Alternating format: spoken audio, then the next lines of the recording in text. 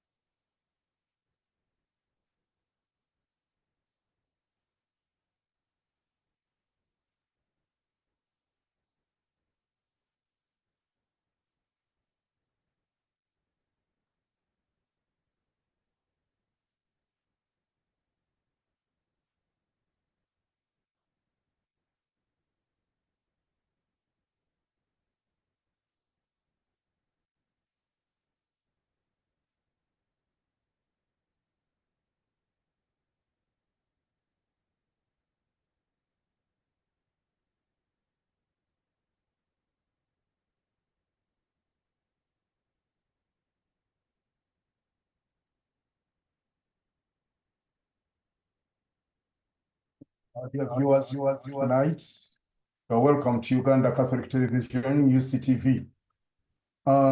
This week is really indeed a week. Our major focus, not only here in Uganda, but the entire world, not only the Catholic community in the world, is specifically talking about one person, one personality, and that is Pope Francis, who is now our late pontiff, who died on Easter Monday. Today is Thursday. You are most welcome to evening. Yes, in the interest of time, I wish to introduce, first of all, we are a number of people here today to show the importance of this great personality, Pope Francis, who passed on Easter Monday. Tonight, in the panel, we are having Reverend Father Fred Tusingire, the director of the Lay Apostolate in the Uganda Episcopal Conference. You're most welcome, Father.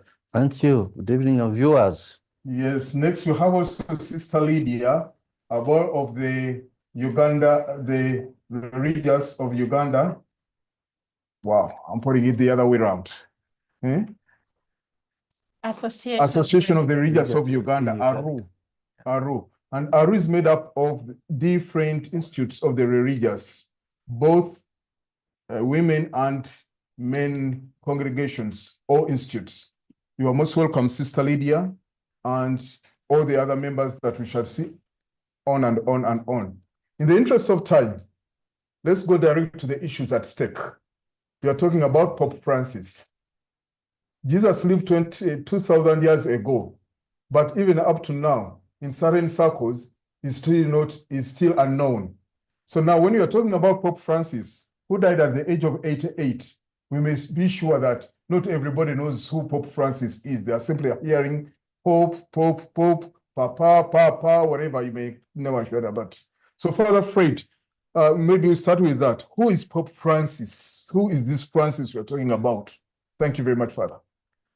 Thank you, Mr. Matega, our moderator this evening, and our viewers and those who are following different platforms. I know many people are in their homes following what we are sharing about, especially about this very important personality, Pope Francis.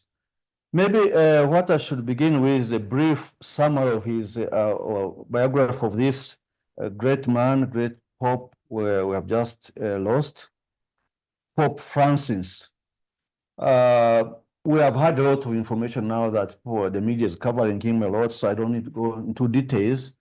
But I may mention that he's born in 1936, December 17th. So he has died at the age of 88.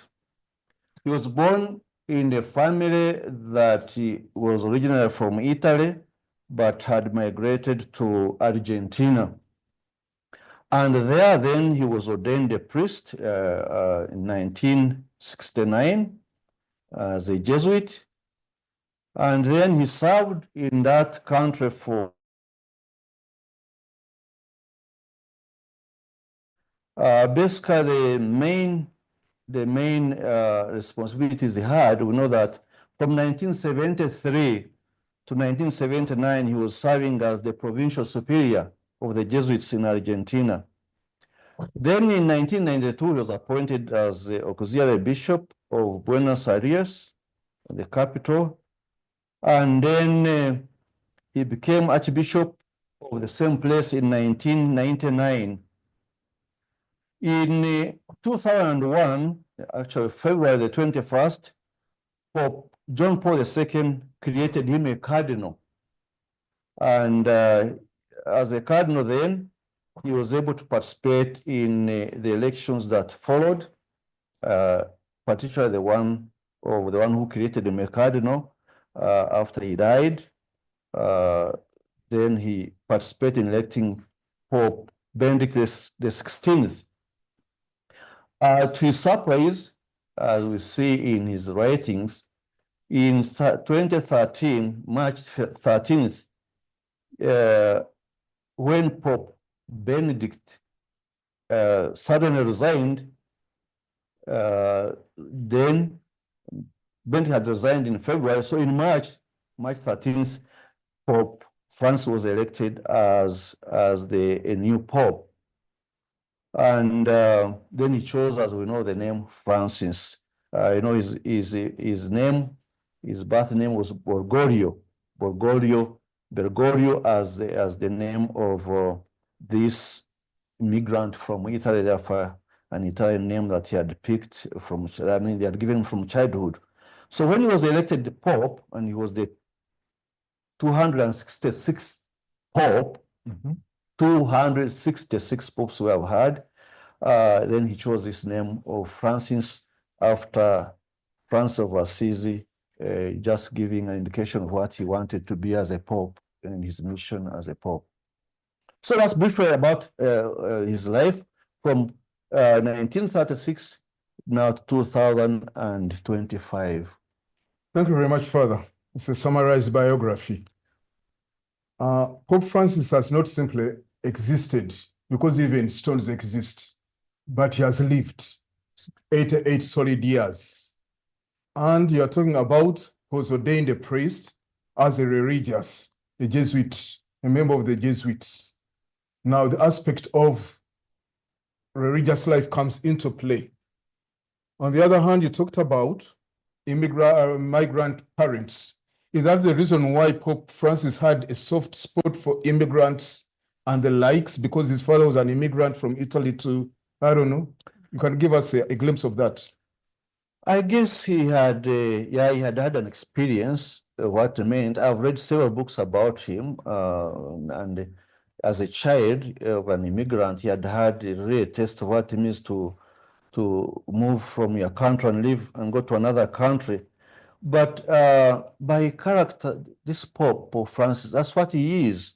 And when you look at what they are writing about him, as I said, we don't have to repeat all this that's going around different media, but they are highlighting among his strong points is a strength, or one of his strengths, the gift of humility, which comes out very, very, very strongly, emphasizing God's mercy. So therefore, the aspect of mercy, his concern for the poor and immigrants, as we see, but also for the environment. And we know he eventually wrote about the environment and our planet. And then his commitment to ecumenism and interreligious dialogue. All these things show that he was I think it's not only because he was a priest or because he was an immigrant, but as a convinced Christian, these are things that marked his life right from childhood. And thus, he led as a pope, he led the church really, with these really as his main points, as his main strong points that he was pushing for. Thank you very much, Father. Now, let's go through your issues. Here is Francis, I don't know, a young man not a teenager, but a young man who embraces religious life. In one way or another, I've read about his call, his vocation down towards religious life. And you talked about Jesuits. I thought that every priest and every religious sister is preaching Jesus, therefore he's a Jesuit. Now you're talking about Jesuit. Well, Sister Lydia, you can assist us. What do we really, that animal called Jesuit? That are you a Jesuit also? I don't know. You are a religious. Yes. So now we are seeing Pope Francis as a religious. Who is a religious? So that you slowly show us how, maybe we shall see how he has impacted religious life. I thought that Father Tusingire is also religious, but now you define for us religious. Thank you. Yeah, religious life is a life of a consecrated person. Consecrated. And in this case, Pope Francis belonged to the Institute of the Society of Jesus, and that is the right name, but we commonly know them as the Jesuits. So consecrated persons profess 3 evangelical counsels: the vow of poverty, the vow of chastity, and the vow of obedience. In one way or the other, Pope Francis chose the name Francis because St. Francis of Assisi was a religious man too. And from the beginning, Pope Francis chose that name because he really loved to be humble. And throughout the 12 years that he served the Catholic Church, he showed us from the very beginning that humility was going to be his way. And he knew very well that the saint he wanted to emulate loved the poor and served Jesus through the poor and creation. And this explains why Pope Francis was very particular about the poor, the immigrants, the refugees, and the care for our common home, the mother nature, the environment. Pope Francis indeed lived up to the name he chose, and he always did what he did with a lot of humility up to the last minute of his death.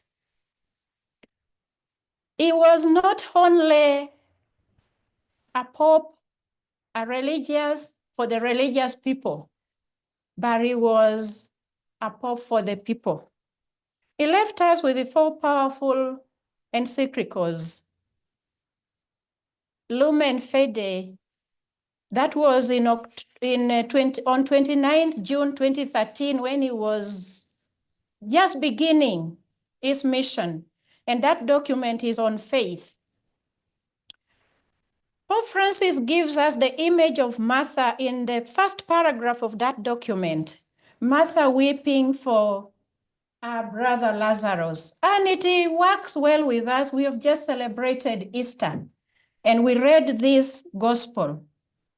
And Pope Francis is telling us that those who believe will see the light that illumines their entire journey. For it comes from the risen Christ, the morning star which never sets.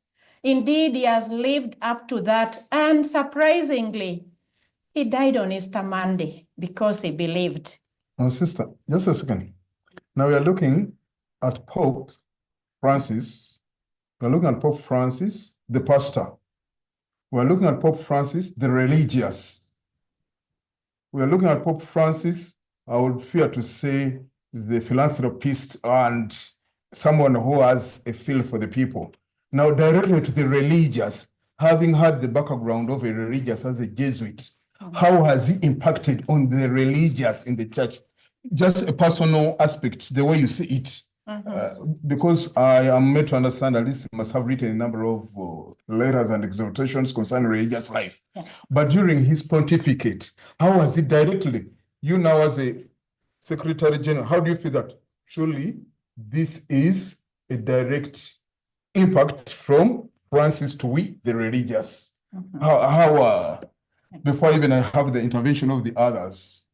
Yeah, from 2013 to this year, Yes. 2025, the Jubilee year, Pope Francis has been giving statements for the World Day of Consecrated Life that we always celebrate on the 2nd of February. And each year he would give us a theme. I will mention some of them. One of them that he gave us was consecrated life or religious life is born in the church. It has to grow in the church. It has to bear fruits within the church and for the greater glory of God.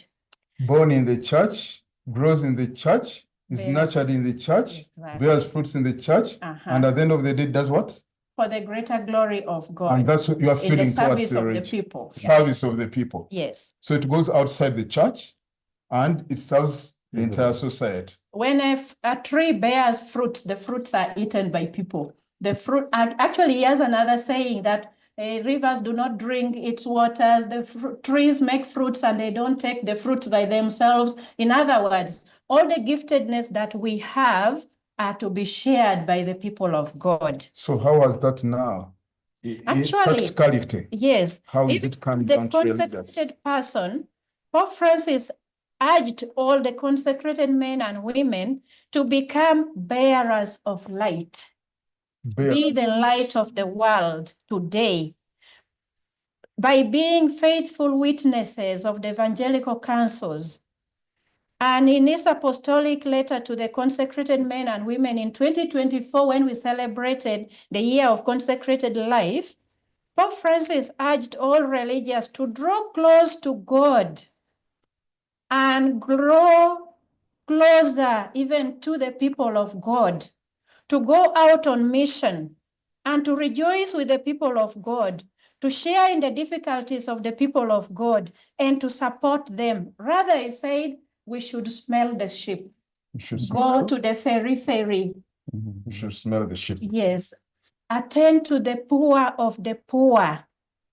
To whatever degree, we should try to create room for the people of God in our lives. Thank you very much. Father, we'll come back to you. Pope Francis, the pastor. Now we are talking about some of the key aspects that we have known about Pope Francis. Humility. Humility, does it mean to mingle yourself in on the source? What do we define by humility?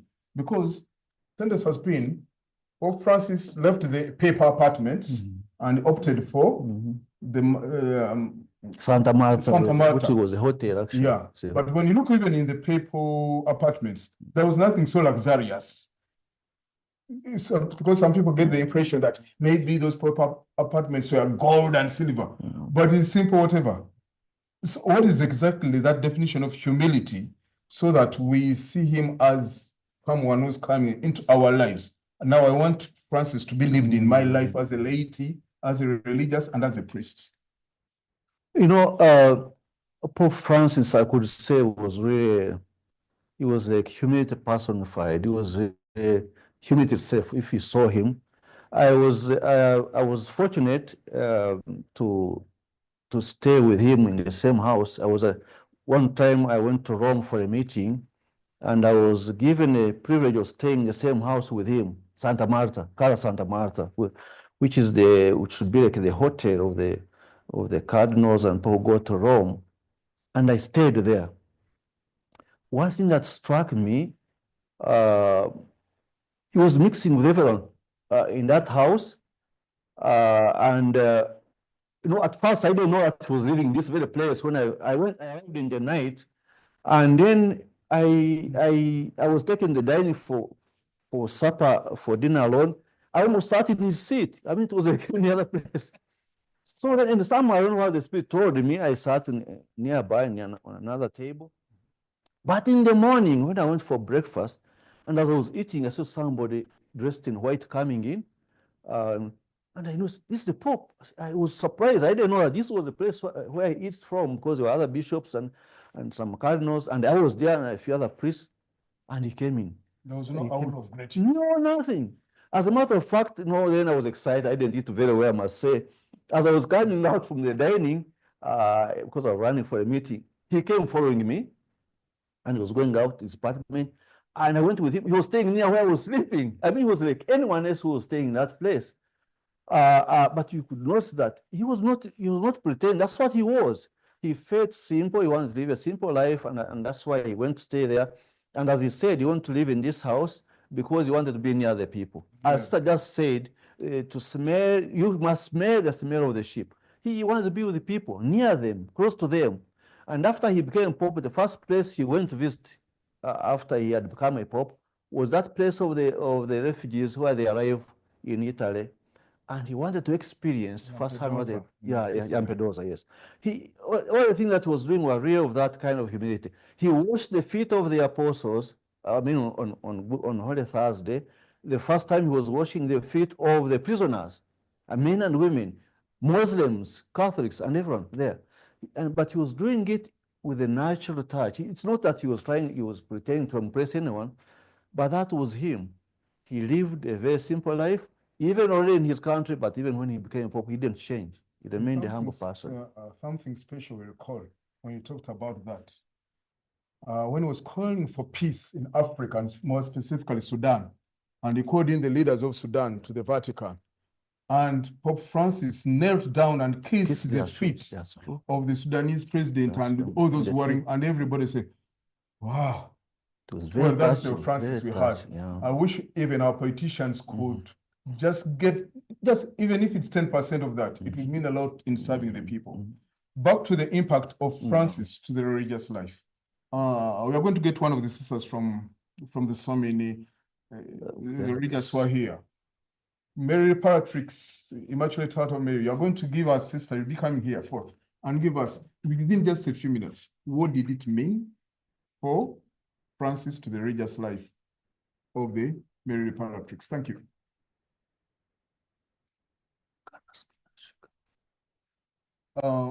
We are going to have that and have that feel, because really this is the moment for Pope Francis.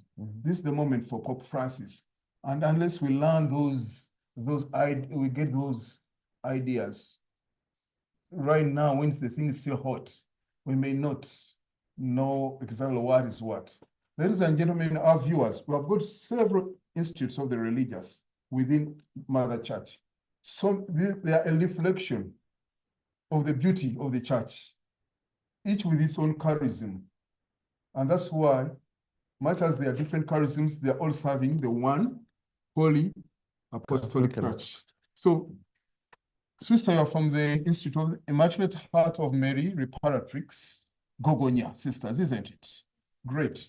What is, just in short, what did Pope Francis mean to you as a religious and possibly to your congregational institute? Thank you, sister. Thank you, sir. I'm Sister Lillian Nsawatsasile from the Sisters of the Immaculate Heart of Mary Reparatrix, Gogonia. And I personally have been inspired by the Pope's humility and simplicity. In his life as a religious, he emphasized on the embracing of the cross. And you cannot embrace the cross when you're not humble. And in that aspect, I learned from him. When he left Rome, when he was elected a pope, he refused to live in the papal apartments and decided to live in the guest house, as they have already said. So that aspect inspires me more. And even he has been moving, kissing each and everyone, be it the young, the youth, it has also inspired me. Thank you very much. Thank you very much, sister. Thank you for that contribution. Now, wow, it's so much. Pope Francis wrote an apostolic exhortation entitled Christus Vivit, and he specifically addressed it to the young persons of the world, young people. Christus Vivit, Christ is alive, and young people, be alive. Father Fred, you are responsible for the Apostolate at the Episcopal. What does this particular exhortation speak to you? And soon after, we shall get one of the religious men here available, possibly from the Brothers of St. Charles Ruangaba Nakalori, and he'll also be giving us his aspect of what impact Pope Francis has had to their religious. Thank you, Father. Well, for us, as you know, as you just mentioned, I happen to be the National Director of Lay Apostolate in the Bishops' Conference here at Uganda Catholic Secretariat. And this particular encyclical that you have referred to is one of the documents we are focusing on under the youth office. Maybe for the benefit of our listeners and viewers, Lay Apostolate, there are two things that Lay Apostolate is just movements and associations. Lay Apostolate has many here at the Bishops' Conference. We have different offices that are in charge of different aspects of the laity. And one of them is for children, there's one for the youth, and for families, and for councils of the laity, and all these things to do with the laity. But for the youth, the particular theme that we have been moving with the last couple of years is on this encyclical, Christus Vivit. Christus Vivit. So that the youth are trying to see how to live the life of Christ as the model proposed by the Pope. And so for us, it's very important, and maybe also to remind the youth all over the country, the Catholic youth, that this remains our theme and our focus as the youth in this country.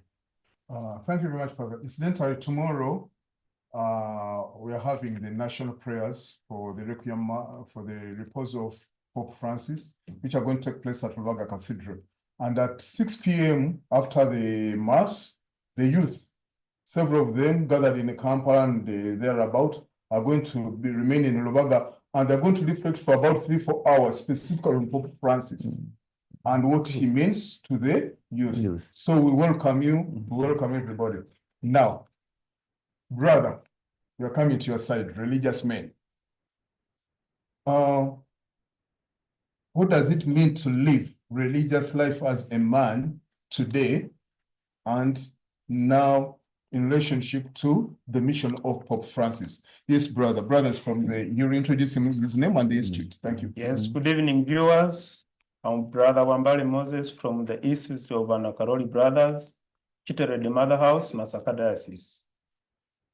So, to be a religious man, it's all about taking the evangelical vows, that's poverty, obedience, and chastity. And in this aspect, we have learned more about Pope Francis, since he has been a religious from the Institute of the Jesuits. Really, he embraced the virtues of religious life, and we, the consecrated persons, we have missed him, and we continue to pray for his peaceful repose. Pope Francis has been an icon to the environment. In his encyclical Laudato Si, which he wrote in 2015, May 24th, he called upon the faithful to protect the nature by planting trees and waste disposals. And this has impacted the lives of the faithful.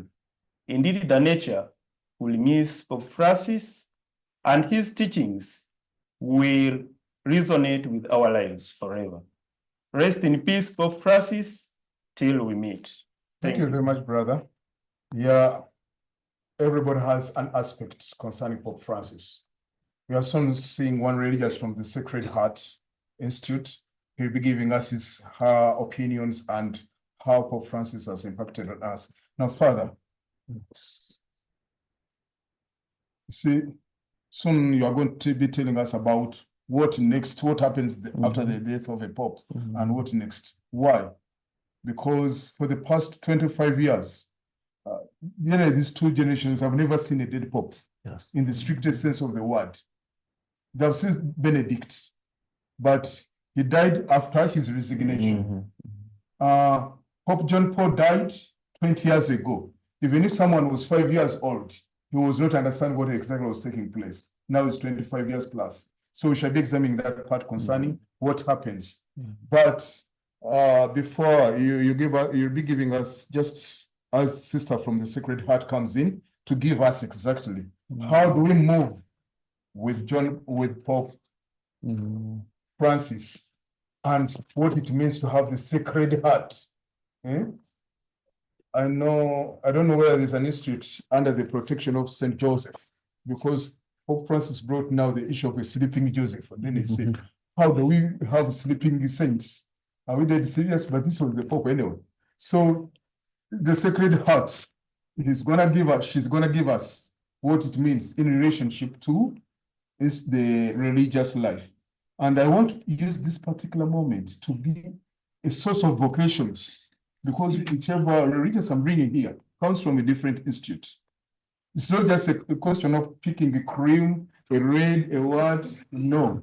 I have a feel that people should be really saying, what was the death of Pope Francis that I came to meet the Sacred Heart Sisters, the Banakaloli, the whatever. Thank you very much. So, Sister from Sacred Heart, your name and maybe the institute properly put, and give us, just in a summarized form, what Pope Francis meant to you. Thank you. Thank you, moderator. Good evening, listeners, and everybody present. I am Sister Francesca Atiang. I belong to the Sisters of the Sacred Heart of Jesus. We are based in Moyo. As a congregation, we work in Uganda and South Sudan. And it is on this point that I take Pope Francis as an example of peace, unity, hope. Because when he came on a pilgrimage to South Sudan, he was able to kiss the feet of the presidents, signifying humility. For that matter, it's my prayer and wish that the humility Pope Francis manifested will be remembered by me, by us as religious, and by the people of South Sudan, because that was a sign of being humble and promoting peace, hope, and unity among all races in the world. This we will surely miss Pope Francis. But peace, Unity. unity. And this year we are in pilgrims of hope. Wow, it's just rhyming well with the Jubilee. Thank you very much, Sister, for your experience. Thank you for your experience. Pope Francis has indeed talked about war. He said, and I can quote him, 1, the world experienced the First World War in the 1914s. Then we experienced the Second World War, 1930s to the early 40s, 1940s. We have not had an open Third World War, but the world is slowly fighting the Third World War. And he said we're already in the Third World War. So when we hear these words of peace, it means a lot to us. Thank you very much, Sister, for bringing out that aspect. And whenever I speak about war, it's not about a question of Ukraine, Russia, Israel, Gaza, etc., etc. Even within our own continent, when Pope Francis came to Uganda, said, I thank Uganda for welcoming the country that has welcomed the biggest number of migrants and refugees. Which Africa said, Africa, can you stop this now so that we don't force people to become refugees to other countries? Thank you very much, Pope Francis, for that message. So the aspect of peace has come out. And we are soon going to get sisters from Mother Mary, the Mother of the Church, Sister, so that he gives us equally what it means to have, what it means, Pope Francis, in their life. In the meantime, Father, Yes. Gender. Is it a question of ideology? Is it a question of ideology? Because every time you're hearing about gender, male, female, and Pope was saying, no against gender ideology. Well, how has Pope Francis practically shown us that gender is not the way the world would like to see it? Is it in leadership roles? We don't know. Practically, how has he shown it? Gender. Thank you, Father. Well, I will just, maybe for lack of time, I'll just highlight one aspect that we should not forget about this Pope. He was really for equality of man and woman. For him, men and women should be seen to be equal in practice. If you look at the appointments he has made, for example, in the Vatican, the Holy See, during his few years that has been in leadership, you will really admire how many female lay people and religious who have taken up positions of leadership in the Vatican. And that, not only that, but that's what he always taught. Man and woman are equal, but it's according to the scriptures, it's according to the teaching of the Catholic Church, that male and female, he created them all and we are all equal. And he did it in practice by appointing people, appointing the women to make sure that they have also equal share in leadership in the Catholic Church. But it was almost, for lack of a better word, an abomination. We had never seen a woman leading a full dicastery within the Vatican. And it was so clear. There's a difference between the ministerial and other roles. Leadership is leadership. And currently, I think if I'm not mistaken, the whatever of the governorate of the Vatican is a woman. See, wow. Traditionally, for the past 1,600 years, that position has been always occupied by men. Men, not only even men, but a cardinal. Now here is a full swing to the other opposite side. So gender ideology, is there anything like gender fights even among the religious that we also need our, I don't know, we stand to be corrected. It's a conversation. Yes, sister, you're most welcome. Your name and institute. I'm Sister General Satimango. Yes. I belong to the Missionary Sisters of Mary Mother of the Church, founded in Lera, and currently I'm also serving in Lera as the assistant accountant. Yeah, as a congregation, and also on my own behalf, the life of Pope Francis touched me a lot, or touched us a lot. And what we shall never forget him of is his concern for the poor and the refugees. You know, up there we have refugees, we have the poor, like in any other place. And this helps us also to, to take care of them, to take care of the needy in general.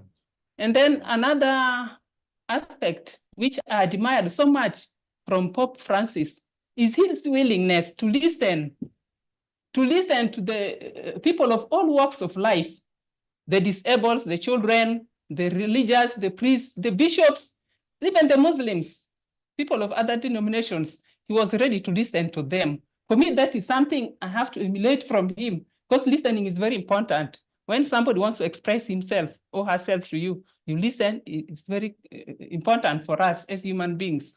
And also another thing which I admired from Pope Francis is this concern for the environment, environmental protection. We all experience the previous long drought.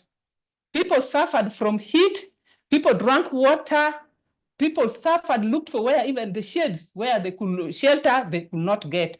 And as a matter of concern for us as missionary sisters of Mary Mother of the Church, we are also advocating for tree planting and also taking care of the polythene papers and those materials that cannot be digested easily by maybe water on the ground.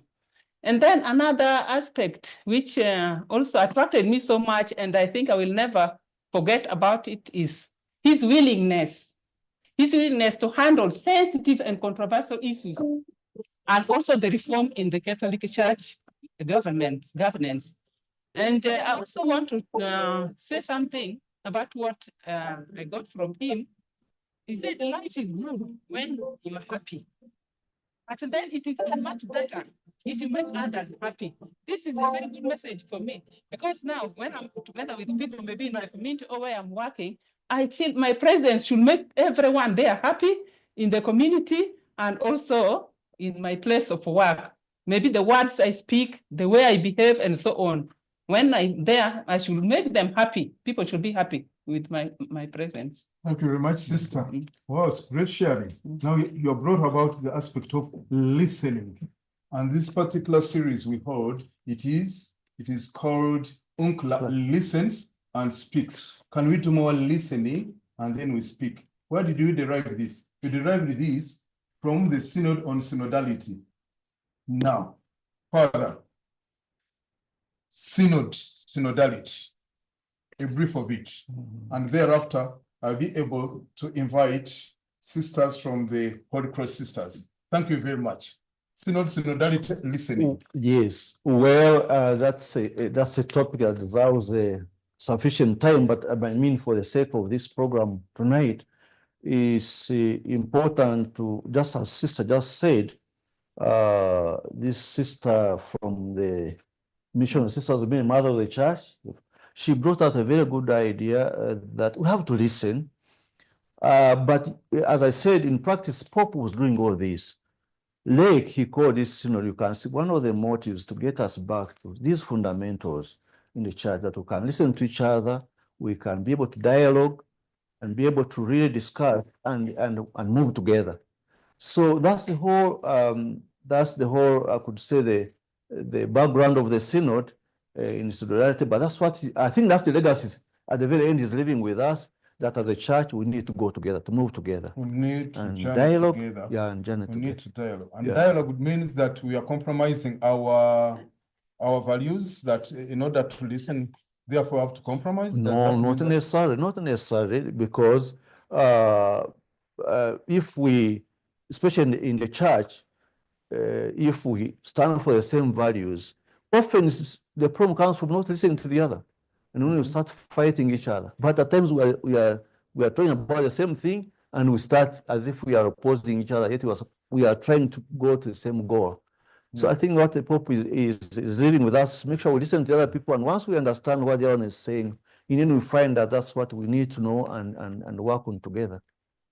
Pope Francis is leaving us, I don't know, volumes to work upon. It is almost another Vatican Council 3. But, well, that said, we have Sister Margaret Kabasiza. And she's a religious from a particular institute. She's going to introduce himself better, and also his institute, and rather her institute. And maybe you give us something unique so far, which has not yet been said by the others concerning Pope Francis, religious life impact, or generally the world. Thank you, sister. Okay, thank you so much. I'm Sister Margaret Kabasiza. I belong to the Congregation of Sisters of the Holy Cross, and our mother house is in the United States, and we are all over in the whole country. Holy Cross is a family. We have priests, brothers, and sisters. I'm here to share the good news about Pope Francis, what I, as Sister Margaret and the congregation, we have learned about him and what he has inspired us to do. Pope Francis, he wrote an encyclical called Joy of the Gospel, whereby he encouraged us to be joyful, be glad, and radiate light. As we sisters and Christians, we're encouraged to be joyful and spread the light to all humanity who are around us, especially the marginalized. The marginalized, we as Sisters of the Holy Cross, we work with survivors of human trafficking who are being rejected in their families. So those are one of the people whom we look at as the marginalized. And it's my prayer that we continue spreading the gospel and radiate the light to those people who are being rejected in their families, especially those who are being trafficked. Thank you so much, and I pray that may God grant the perfect peace to our Holiness Pope Francis. Thank you very much, sister. Every religious who's coming here is bringing an aspect. Now here is human trafficking, modern slavery. Oh, wow, I don't know how best to put it. Now here is a congregation which has a charism concerning people in the peripherals. I knew that the Holy Cross sisters in Nairobi, they walk down there in that biggest slum in the world. True, false? No, that's a different one. Sisters of the Holy Cross. So, but their counterpart, the Holy Cross fathers were But now right the there. issue here is human trafficking, modern slavery of whatsoever form. Father, you're a pastor, and the pastor handles all these types of practice. Have you got into direct contact with people of that nature who are going through such at times trafficking, human trafficking, and others? I don't know. Yes. Well, I just briefly want to tell you that in this country, in Uganda, on the national level for the Catholic Church, I happen to be the chairperson of the different institutes working against trafficking in persons or human trafficking. And the Holy Cross sister, as she said, is one of the major partners we have for the having a place in Fopotro where they are based to receive and minister to these victims of trafficking. We have also the Diocese of Moroto. We have the John Paul II Peace and Justice Center here in Zambia, and we have Mwagale Foundation and several other groups. And of course, the Bishops' Conference, being here that I work for the Bishops' Conference, we unite all these groups, and every year we are able to celebrate the 8th of February, the feast day of St. Josephine Bakita, who was self-trafficked and now is a saint, the patron saint of those who have been trafficked. And then in September, around the 9th of September, we have the National Day of Prayer Against Trafficking in Persons. And because of this work I do, I've been in touch many times with those who have been trafficked. And when we organize, for example, in September, around the 9th of September, when we have the National Day of Prayer, then we have some of those victims giving their testimonies. Very touching, I can tell you, really, listen, some of those testimonies can be very emotional, that people can be made slaves in these modern days we are in. They are bought like commodities and really used as slaves. Human beings being bought as commodities. Yeah, in this century, yes. It's really sad. Yeah, there. And Pope Francis has been speaking the gospel according to the times. According to the times. Now, you're going to, people may be mistaking us that we may be having religious women.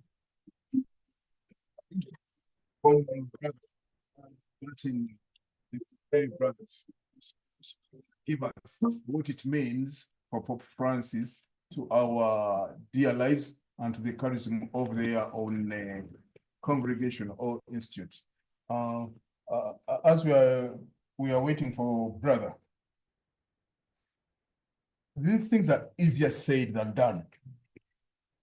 And one of the challenges I think Pope Francis is leaving us is how to put these things into practice.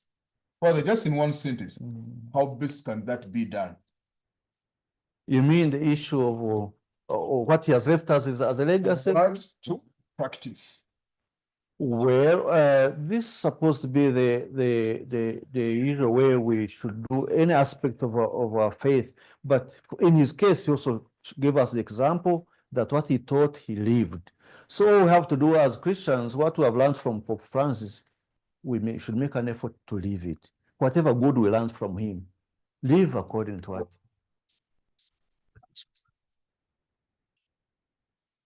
Yes. Because I have just hardly 6 minutes to go. Yes. But I'm going to handle everything. Yes. What is Pope Francis to us, Yes. to your congregation, to your Yes. institute? Thank you, the director. My name's Reverend Brother John from the Institute of St. Martin de Porres. We are based in Ngulu Diocese. First of all, we are all basing our minds on the passing of our hero and the icon of the church. Pope Francis is described as a supportive and a unifying figure whose commitment to peace he was. A humble person and a person who also brought interfaith dialogue, the different areas whereby the Catholic Church has been left with an enduring mark. May he rest in peace. And also in the whole world. He was also an extraordinary spiritual leader and a deeply respecting, loving, honest, kind, and a person, in other words, a virtuous person.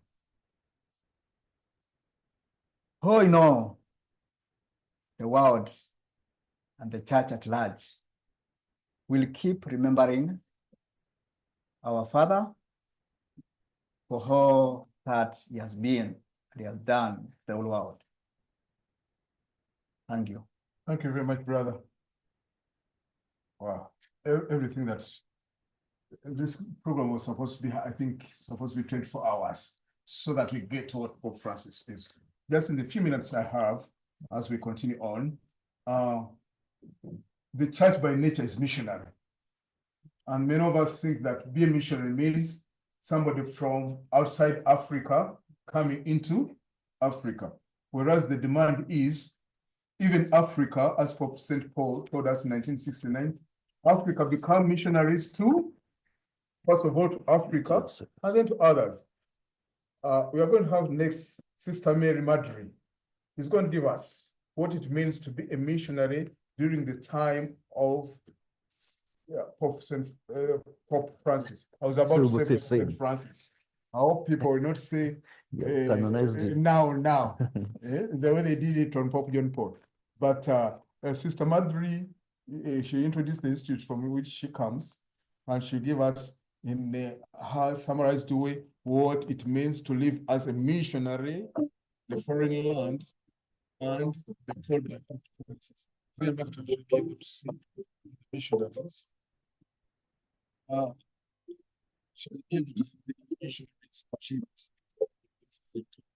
Sister, thank you. You're most welcome. Yes. I am Sister Mary Madri, belonging to the Sisters of St. Joseph of Taps. And we are missionaries. And when we see Pope Francis, especially for me, he was a great man. A man full of hope and courage, filled with God's love and compassion to the people.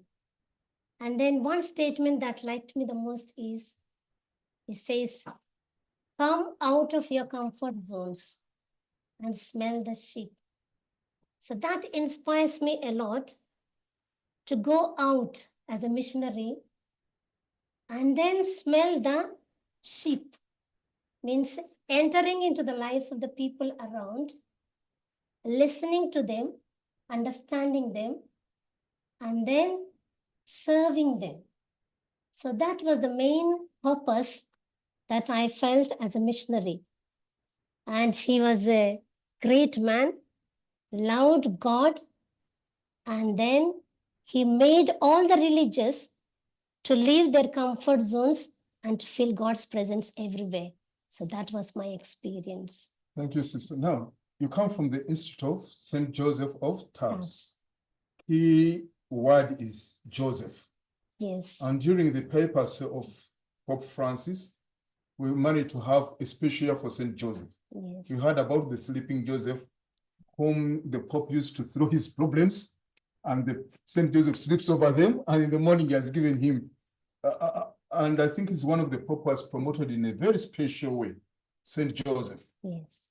Up to the extent of assigning him a full year. What was the impact of that year of St. Joseph to your congregation, to your institute? For us as an institution, we loved that because he was a silent man. Nobody was recognizing him. But when Pope Francis told about St. Joseph, we were so happy and we started praying for all the people in the institute, vibrating that St. Joseph is a man who listens our prayers and who dreams and communicates to his son Jesus. And we too have felt many a times whatever we have prayed and we have received. There are so many problems we faced, but everything was handled very carefully by our Saint Joseph, the patron of our saints. The in our Joseph was the institute. way Yes. of handling problems. Yes. Silently. Silently. Suffering silently or sweetly, Sweetly. but silently. Yes. Wow, I've loved that. Thank you very much, sister, for that sharing. Yes. We are going to have Father Gilbert. He's also a member of the religious. And after that, we shall be able to make summaries of the major aspects concerning St. Joseph, rather Pope Francis. Thank you very much. Father,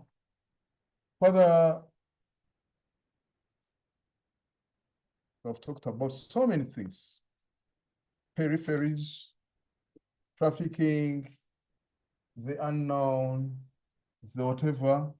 One religious said the Pope did not fear to quote controversies. He gets on headlong. And in one of the programs I've had this week, one of the journalists said, living under an unconventional Pope. Then I asked, is there a conventional Pope? Dear viewers, all I know is that God provides prophets according to the times. He provides prophets according to the times. He knows when to bring in a Jeremiah, an Isaiah, a Joshua, a Moses, and name it. Now this was not John Paul, this was not a Benedict, this was not a Paul, not neither Pius, but this was Francis. Our tendency is to compare one person against another.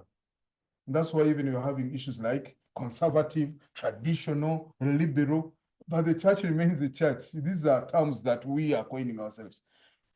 Father, how would you rate this Pope who is making the water stir when we want things to move? What's your opinion? I can briefly say he was the right Pope for the right time. This was the kind of Pope we needed at this time. Are you trying to say that there can be a Pope for the wrong time?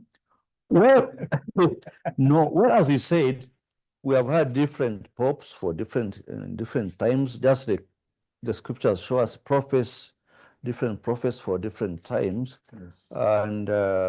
And I think currently, at this moment in history of the church, Pope Francis was the kind of person we needed to steer the church the right way.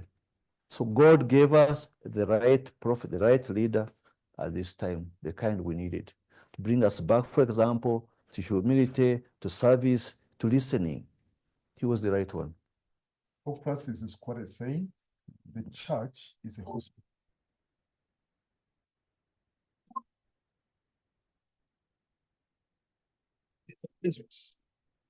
Jesuits are very, no wonder everybody was saying the first Jesuit. So when controversy started, one or another, one reason or another, we said, you see the Jesuit, we told you. But ladies and gentlemen, and our dear viewers, it is always the Holy Spirit at work.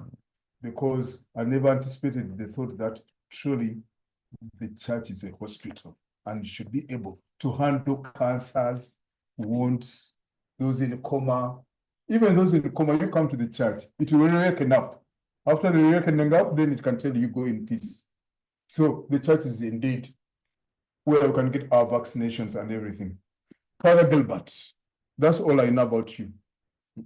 Maybe we shall know more about Gilbert XYZ, of which congregation, their charism, and what Pope Francis meant to your institute. Thank you. Thank you so much. I am Father Gilbert Ogala. I belong to the Missionaries of Jesus, the Divine Master. I am a missionary priest. And I am so happy actually to say something about Pope Francis as a model for the religious, because he happened to be a religious Pope for that matter. I would like to say majorly my own experience of Pope Francis when he came to Uganda. I have read about Pope Francis, I have heard about Pope Francis, but I want to say what really touched my life when Pope Francis came to Uganda in 2015. By then I was still a young man, a seminarian in the second year of philosophy. And I happened to be in St. Mbaga's Major Seminary, and we were highly involved in the preparation for the visit of the Pope.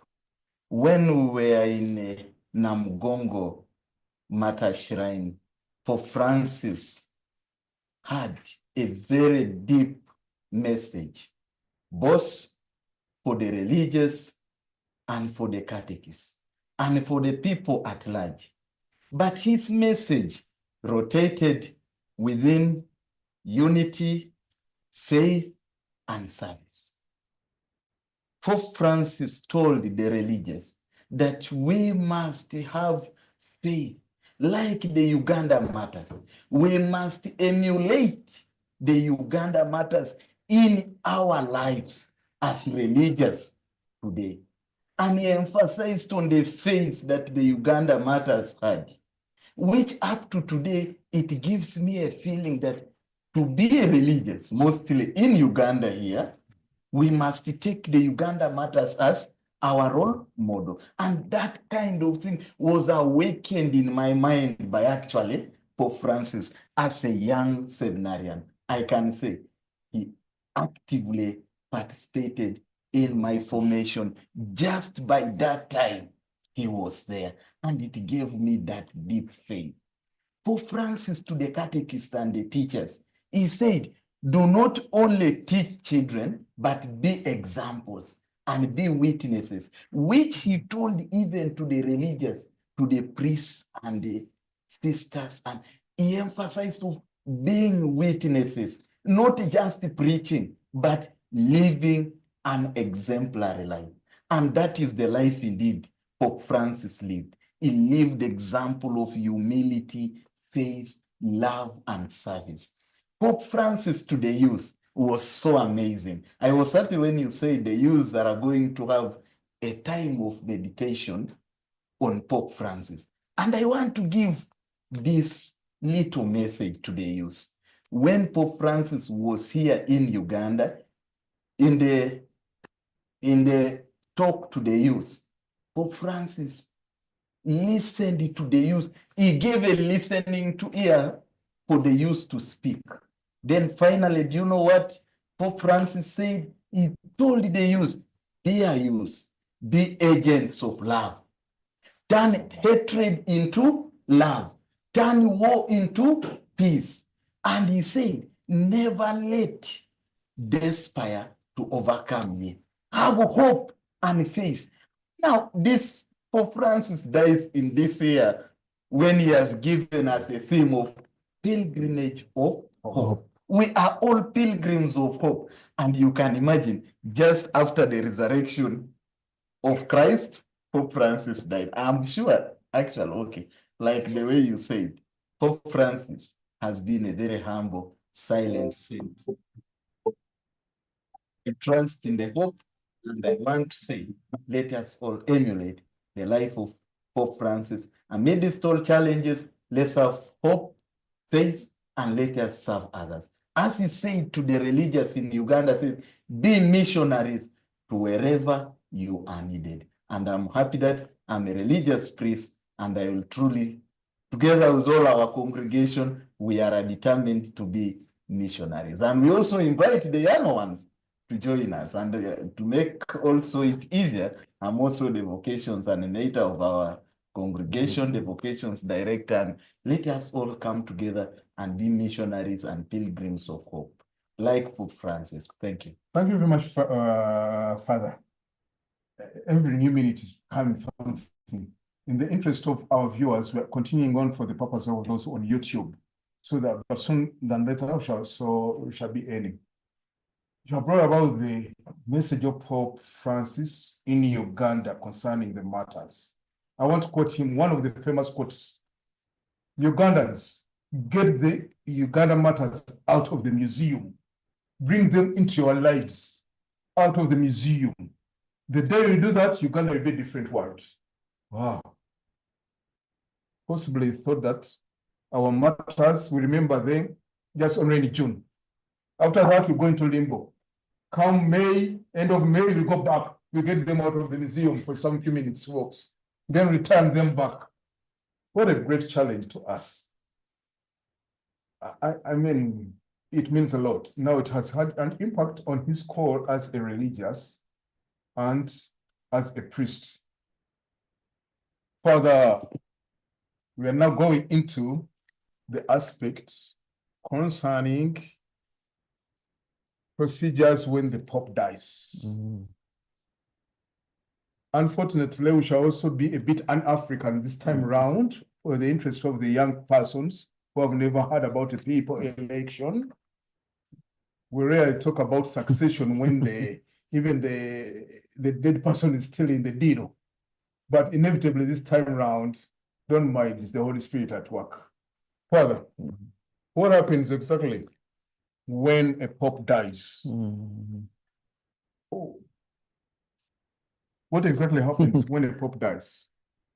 So I guess since we're still in this time of mourning, I would just maybe highlight 4 things that people may be interested in knowing in this time as we get ready. Unfortunately, as I said, even get ready to get a new pope, or even when this one is still not yet buried. Well, when a pope dies, there are maybe I mentioned the terms that you hear very much, you will hear very often in the coming days. There's what they call sede vacante. Sede vacante is a Latin term meaning a vacant see. Now we're in time of vacant see. Our Pope has died. The other day they translated, no, I almost use transfer. They translated the body of the Pope to the Basilica for public viewing, for paying last respects. And so according to the rules of the Catholic Church governing this period, when there's this vacant see, when there's, I could say, the sede vacante, it is already, the guiding is that the cardinal who has been chosen, so-called a camelengo, by the way, once the Pope dies, most of those who are leading in the Vatican cease to hold their places except 3.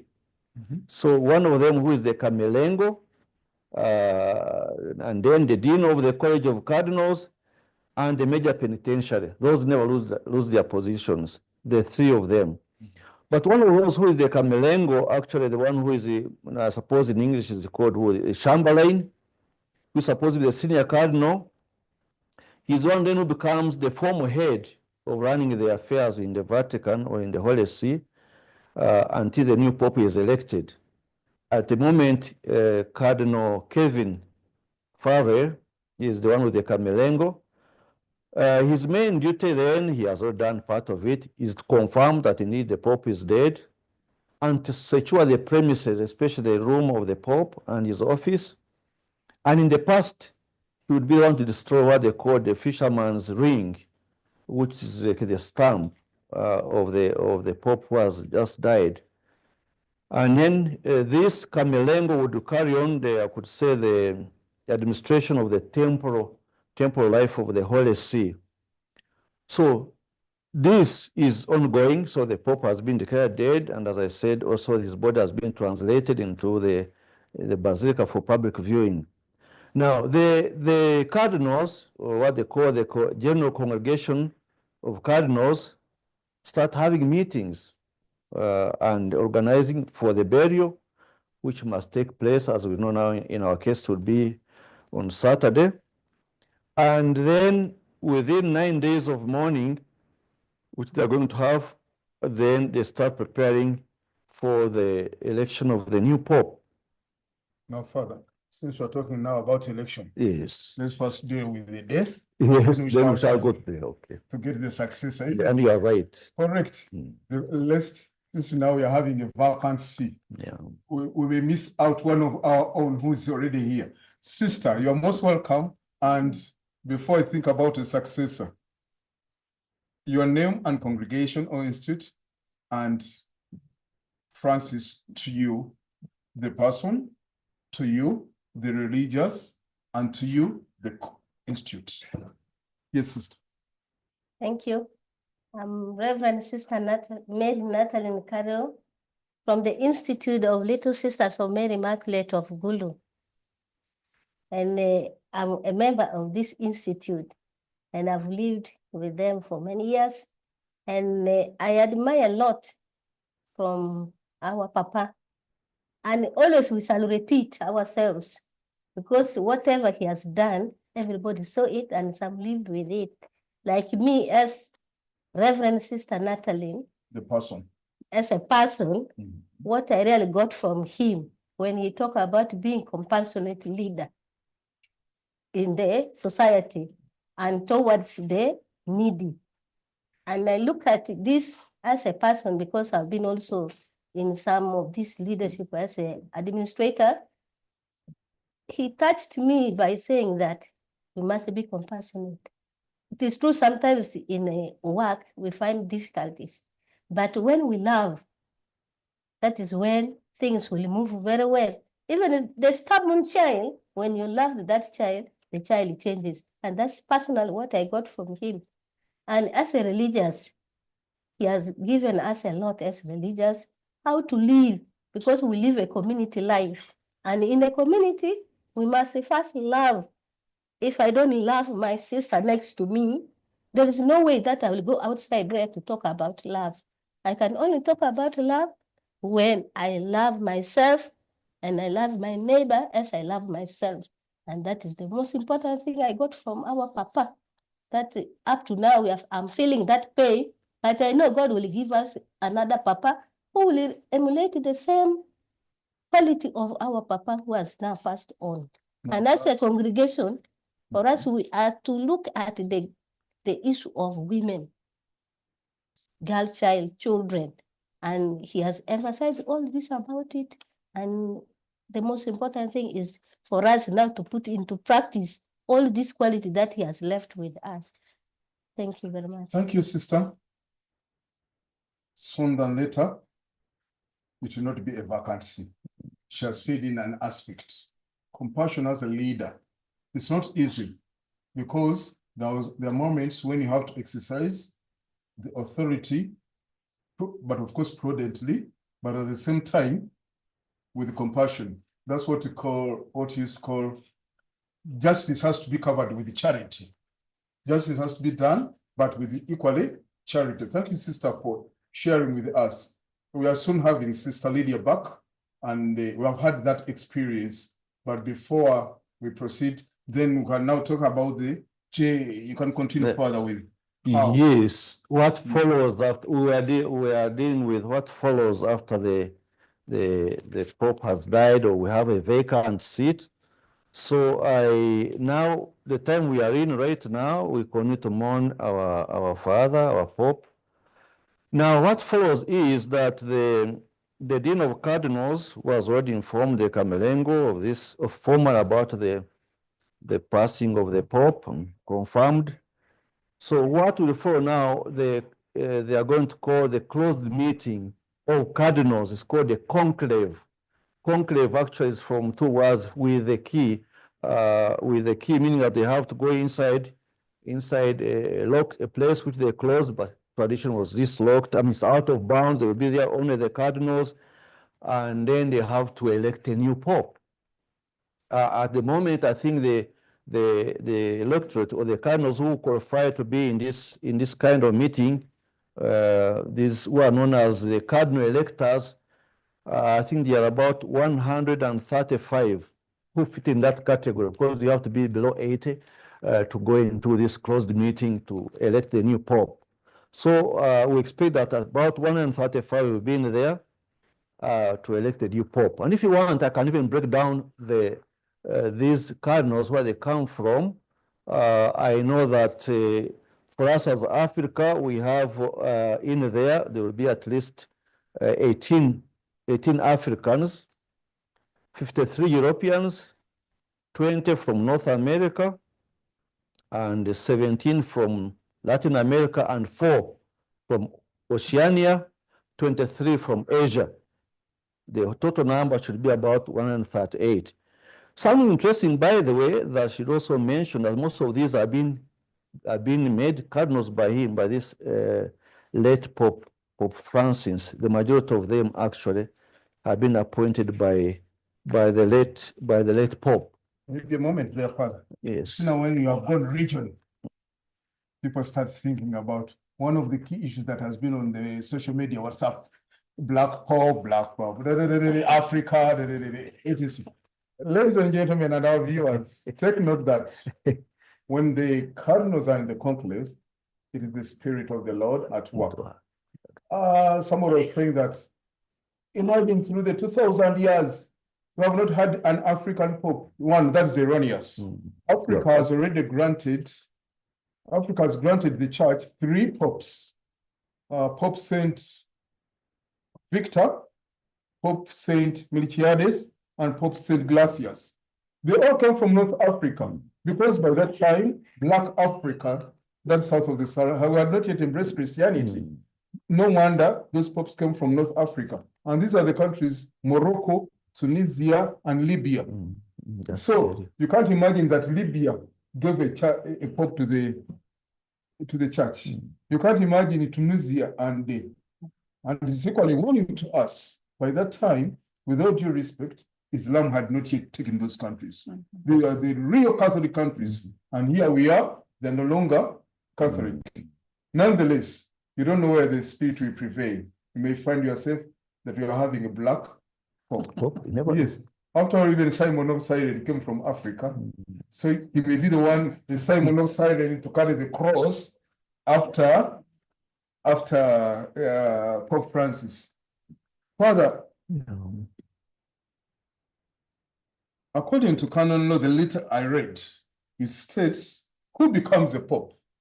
And it's simple. It says male, Catholic, baptized. It didn't put priest. It never put any. It simply said male, baptized, Catholic, and by implication of good moral. So as I'm seated here in the studio, do I stand a chance of becoming pope after all I'm male, baptized, and a Catholic?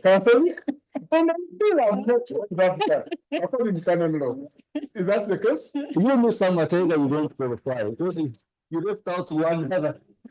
You have to be a cardinal and below 80.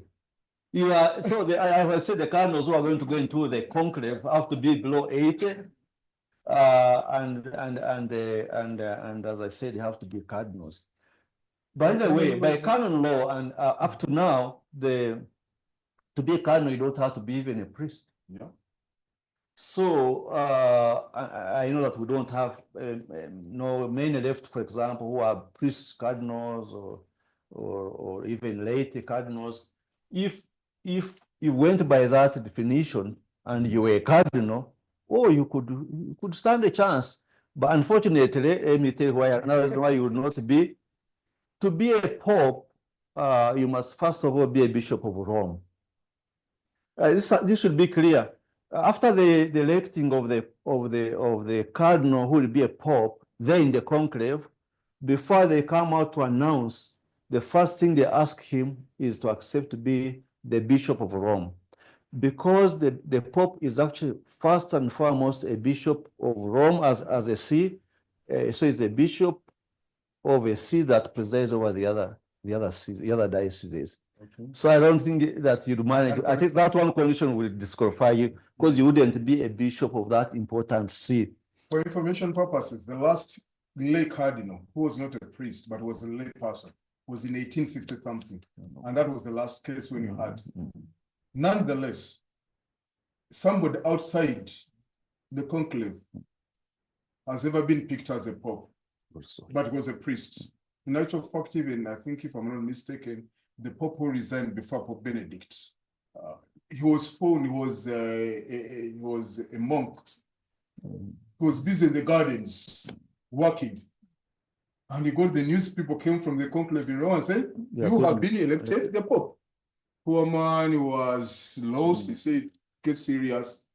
But there he was, he accepted. But after some few months, he said, may the Lord forgive you for what you did. And he resigned. So he was the last Pope over 600 plus years who resigned. Nonetheless, maybe the cardinals can be within the conclave and they think that Bishop X somewhere down there, who's not among us, is worthy to be a Pope. Don't be surprised. The way the Holy Spirit prevails is totally different. Back to the conclave, Father, now.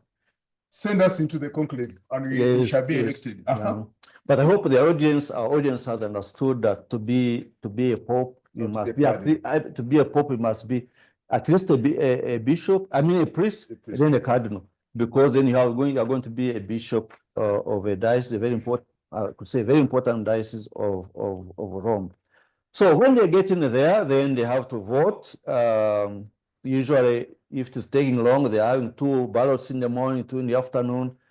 And what they are looking for is 2/3 of the cardinals in the conclave to vote one person. The person to be a pope will get at least 2/3 of the votes. And now, when that happens, when the session is over, in the Sistine Chapel where they are for electing, every time the session ends, they are burning the ballots that they used for electing. So when that happens, if the Pope has not been elected, they have not got 2/3, we get you see black smoke coming out from the chimney. Black smoke. I know, I believe they mixing some chemicals. It's black. So those who will be watching the day when they are going to be having the elections of the new Pope, if you see black smoke, many people will be in St. Peter's Square and not on TV, that means the Pope has not been elected. That ballot has not brought 2/3. When eventually 2/3 are gained, then you will see the white smoke coming out of that chimney, and that means the Pope has been elected. And when that happens, as I already mentioned, then they will have to ask the person who has been elected if he accepts to be the Pope. They get in first in there's a room, or could be like a small chapel or sacristy in that Sistine Chapel called the Sala delle Lacrime. Sala delle Lacrime means the weeping, the room for tears, room of tears. They let him go there to reflect if he's willing to take over that role. And cry enough. Even cry if he has to cry. The room of tears. Yeah, it's called room of tears. Sala delle Lacrime. Now, the dean of the College of Cardinals comes back to the person who has been elected and asks him if he accepts. Actually, 3 things he has to find out if he accepts. The second thing, the name that he wants to take to use as a pope. You know that like Francis was not born Francis, he was Bergoglio. So you have to choose a new name, a name that you're going to take as a pope. And then the last question, and also very important, if he accepts to be the Bishop of Rome. So if he accepts to be Bishop of Rome, then he automatically becomes Pope. So the new elected pontiff then chooses from the 3 sets of dresses or the vestments that are being prepared for the Pope. Normally they have 3 sets made, different sizes already prepared. So he tries in what fits him. And after that, then he will go to appear on the window of St. Peter's Basilica, where then the one who is the senior cardinal, cardinal deacon, he will pronounce in Latin this famous phrase, habemus papam, which means we have a pope. And then the one who is elected comes to the window, and but before he comes to the window, this cardinal, the senior cardinal, announces the birth name, we call it surname, I don't know what we call family name. They mention his first name, and then and then the name that he has chosen as the Pope. And then at that stage, the one who has been elected may come over to that window and greet people. And as we saw last time, those of us who are already mature at that time, then he blesses the people who are there in the square, but all the other people are following all over the world. Basically, that's the process we're waiting for now. Thank you very much, Father. In the interest of time, actually, I said this could take over 24 hours. We are very grateful to our viewers and listeners. One word within 30 seconds before we conclude. And finally, we shall have the entire group that has been with us in the background for one view. Thank you very much. We shall call you upon. Sister Lydia, one final 1 minute, please. One final word or statement is to thank God for the gift of Pope Francis. And we thank God for the gift of the Catholic Church. And we are praying that the good Lord may give us a Pope after his own heart. Thank you. Thank you very much. Father, pray one word. Well, I just could say that for us who are waiting for the funeral of the Pope, we need to pray for Pope Francis, that the Lord will receive him in his resting place in his heaven, but also to pray for the cardinals who have this great responsibility, guided by the Holy Spirit, to choose for us a new pastor, a new Pope.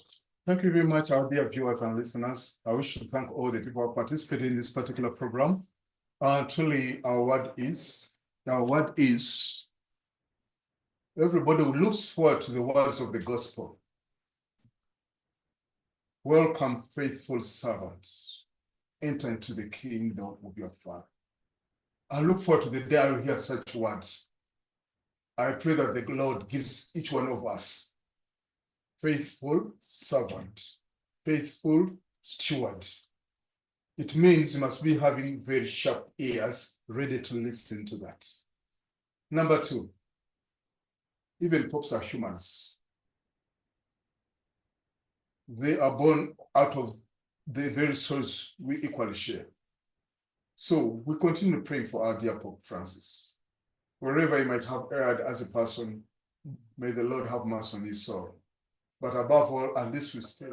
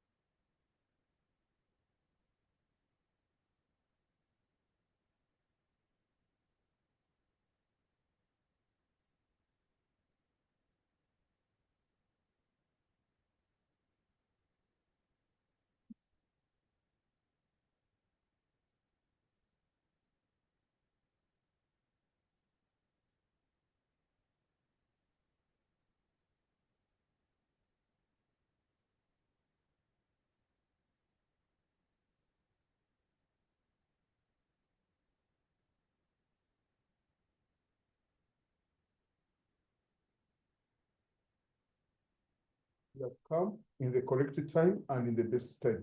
Thank you very much, dear listeners and viewers, and we look forward to seeing you tomorrow at Luwaka Cathedral for the National Mass. together as laity, religious and priests. And may God protect Mother Church. Thank you very much. I've remained your moderator today evening, Anthony Matega Nachilia, Vice Head of the Laity Uganda under UNCCLA, and also a people night. God bless you. Father, we can't miss your blessing. Give us your blessing. The Lord be with you. And with your spirit. May the mighty Lord bless you, the Father and the Son and the Holy Spirit. Amen. Have a nice evening. Thank you.